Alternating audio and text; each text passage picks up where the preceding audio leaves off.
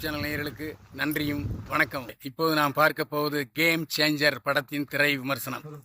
Game changer படத்தில் ராம் சரண், கியாரி அத்வானி, அஞ்சலி, Samuthirakani, S.A. Surya, Sunil மற்றும் பலர் நடித்திருக்கிறார்கள். தில்ராஜு தயாரித்திருக்கிறார். கதை, திரைக்கதை, வசனம் எழுதி இயக்கியிருக்கிறார் பிரம்மாண்ட இயக்குனர் சங்கர். சங்கரை பொறுத்த வரைக்கும் நாம் ஜென்டில்மேன் படத்தில் உலகை சுற்றி காமிச்சினார்.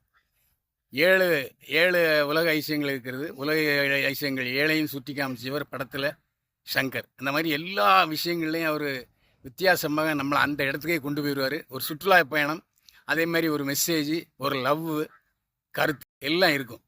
இந்த படமும் அப்படித்தான். இந்த படத்தில் ராம் சரண் முதலில் IPS அதிகாரியாக இருக்கிறார். அவருக்கு ஒரு அமைச்சருடன் மோதல் ஏற்படுகிறது. அதற்கு பிறகு IPS அதிகாரி பதவியை விட்டுவிட்டு IPS அதிகாரி ஆகிறார். தொடர்ந்து அந்த மோதல் நீடிக்கிறது. மோதல் நீடித்த பிறகு S.A. சூர்யா அந்த பதவிக்கு வர வேண்டும் ஆசைப்படுகிறார். இப்படியா கதை போயிட்டு இருக்கு. வித்தியாசமான கதை. அடிக்கடி பல திருப்பங்கள் வருகிறது. இதற்கு காரணம் என்னவென்று சொன்னால், இந்த படத்துக்கு கார்த்திக் சுப்புராஜ் கதை எழுதியிருக்கிறார். கார்த்திக் சுப்புராஜ்னாலே ஒரு கமர்ஷியல் எலிமெண்ட்டோடு தான் அவர் படத்தினுடைய கதை எழுதுவார். எதற்காக கார்த்திக் சுப்புராஜ் இந்த படத்தினுடைய கதை சங்கர் விலைக்கு வாங்கியிருக்கிறார் என்று சொன்னால், அவருடைய உயிர் மெய்யாக இருந்த எழுத்தாளர் சுஜாதா மறைந்து விட்டார். சுஜாதா மறைந்த பிறகு இந்தியன் 2 அவருடைய திரைக்கதை இல்லாமல் கொஞ்சம் படம் சொதப்பிடுச்சு. அதனால் சங்கர் பேர் கெட்டு போச்சு. அதனால் கார்த்திக் சுப்புராஜிடமிருந்து கதையை வாங்கியிருக்கிறார். கார்த்திக் சுப்புராஜ் எப்போவுமே கமர்ஷியல் கிங்கு. அவர் யார் மாதிரின்னா K. ரவிக்குமார் மாதிரி. அதனால் அடிக்கடி திருப்பங்கள், ஒரு அரசியல்வாதிக்கும் ஒரு அரசு அதிகாரிக்கும் உள்ள சண்டை எப்படி வருது, தந்தையை கவிழ்க்கிறதுக்கு மகன் எப்படி சதி செய்கிறான் போன்ற விஷயங்கள் இந்த உடலை சமுத்திரகனியும் மிகச் சிறப்பாக நன்றாக நடித்திருக்கிறார். இந்த படத்தை பொறுத்த வரைக்கும் கமர்ஷியலாக நீங்கள் படத்தை பார்க்கணுன்னு விரும்புங்க, என்டர்டெயின் மூவின்னா கண்டிப்பாக படத்துக்கு போங்க. உங்களை சந்தோஷப்படுத்தும். இந்த படத்துக்கு ஒளிப்பதிவு செய்திருக்கிறார் திரு ஏற்கனவே பல படங்களை வெற்றி படங்களாக்கியவர். மிகச் சிறப்பாக ஒளிப்பதிவு செய்திருக்கிறார். அதாவது கிட்டத்தட்ட 450 கோடி ரூபா பட்ஜெட் ஆகிருக்கு. இந்த படத்தில் 5 பாடல்களுக்கு 75 கோடி ரூபா செலவு பண்ணியிருக்கார் சங்கர். அப்போது அந்த 5 பாடல்களையுமே நம்மளை குதியாட்டம் போட வைக்கிறது. அந்த கண்ணை அங்கங்கே சிமிட்ட முடியாத அளவுக்கு 5 பாடல்களும் படமாக்கி இருக்கிறார் ராம் சரணும் கியாரி அத்வானியும் மிக சிறப்பாக கோஆப்ரேட் பண்ணி டான்ஸ் காட்சிகளே ஆடி இருக்கிறார். ஆனால் இதில் வீக் என்னன்னா, ஒரு லவ் எஃபெக்ட் கொண்டு வர முடியல. கியாரி அத்வானிக்கும் ராம் சரணுக்கும் ஒரு காதல் அந்யோன்யத்தை அது நம்ம மனசில் வைக்கிற மாதிரி கொண்டு வரலைங்கிறது படத்தினுடைய ஒரு மைனஸ் பாயிண்ட் தான்.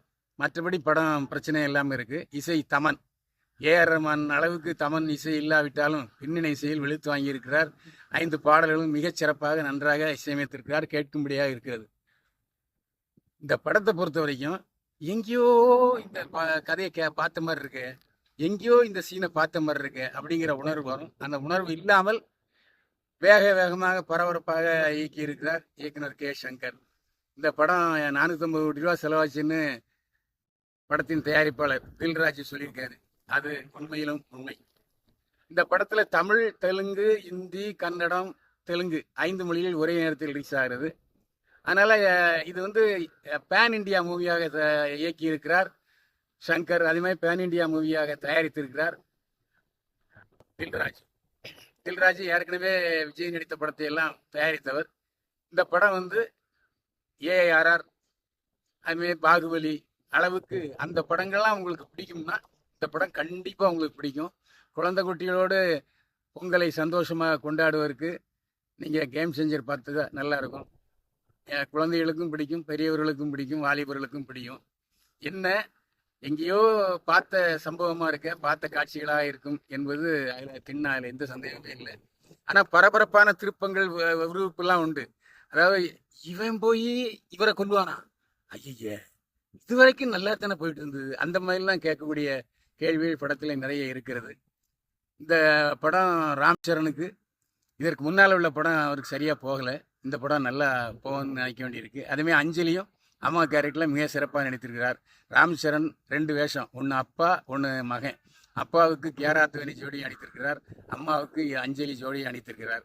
இதுவரை கதாநாயகி நடித்த அஞ்சலி இந்த படத்தில் அம்மா வருஷத்துக்கு ஆனாலும் கதாநாயகி ஸ்தானத்தை கொடுத்திருக்கிறார்கள். இனிமேல் அம்மா இடத்துல நிறைய படங்களில் அஞ்சலியை பார்க்கலாம். கேம் சேஞ்சர், கேம் சேஞ்ச் ஆகி கொண்டே இருக்கும். விளையாட்டு விபரீதமாகாமல் விளையாட்டுத்தனமாகவே விளையாட்டை கொண்டு சென்றிருக்கிறார் இயக்குனர் சங்கர். கேம் சேஞ்சர் குடும்பத்தோடு பார்த்து சந்தோஷமாக இருக்கலாம். ஆனால் 10ஓடு 11ஆக பொழுதுபோக்கு படங்களில் வந்திருக்கிறது என்பதுதான் நிஜம். ராம் சரண், கியாராத்வானி இந்த ஜோடி படத்தில் ரொம்பவே எதிர்பார்த்தாங்க ஜனங்க.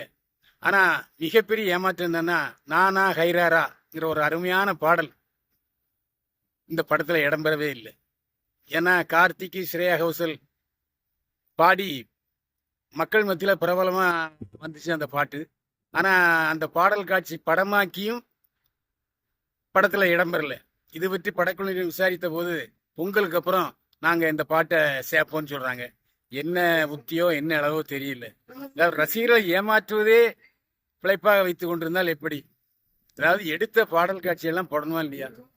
இந்த பாடல் காட்சிக்கு மட்டும் பல கோடி செலவானதுன்னு சொல்கிறாரு. பல கோடி செலவாகியும் இந்த படத்தில் இந்த பாடல் இடம்பெறவில்லை என்றால் எவ்வளவு பெரிய ஏமாற்றமாக இருக்கும். அதாவது பழைய படங்களை ஒப்பிடும் பொழுது சங்கருடைய இயக்கத்தில் இது வெளிவந்திருக்கிறதா என்ற சந்தேகத்தை ரசிகர்கள் மத்தியில் குழப்பத்தை ஏற்படுத்தியிருக்கிறது.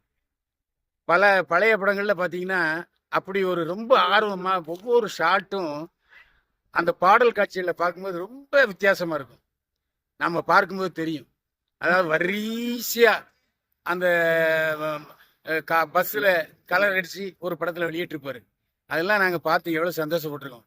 ஆனால் மிகவும் எதிர்பார்த்து வந்த ரசிகர்களுக்கு கேம் சேஞ்சர் ஏமாற்றம் தான். பல கோடி செலவில் படமாக்கப்பட்ட பாடலை ஏன் கேம் சேஞ்சர் படத்தில் சேர்க்கவில்லை என்பது கேள்விக்குறி.